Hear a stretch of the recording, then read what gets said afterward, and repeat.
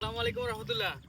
এখানে আসলেই যেন মনের ভিতরে একটা আলাদা প্রশান্তি কাজ করে। আমরা যখনই এখানে আসি, আজকে গাইবান্ধা জেলার বাইরে ছিলাম, আমি একটু আসতে লেট হয়ে গেল। এসে দেখি মোটামুটি মানে এখানে বিলে কিছু জাল ব্যবহার করে আর কি, ব্যাট জালগুলো ব্যবহার করে মোয়ার একটা বড় চালান উঠেছে। মোয়া মাছ কিন্তু আমাদের অনেক সুপরিচিত এবং কি অনেক সুস্বাদু একটা মাছ এবং পুষ্টি বর্ধনশীল মাছ।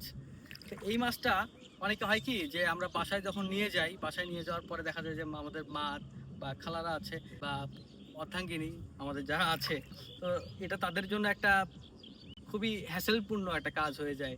অনেকে বলে যে তাদেরকে শাস্তি দেওয়া হচ্ছে ছোট ছোট মাছ নিয়ে গিয়ে।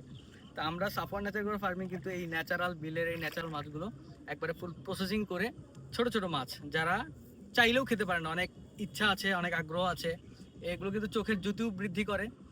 পাশাপাশি আপনার প্রচুর পরিমাণ আয়রনের ঘাটতি আপনার শরীরে ফিল আপ করে।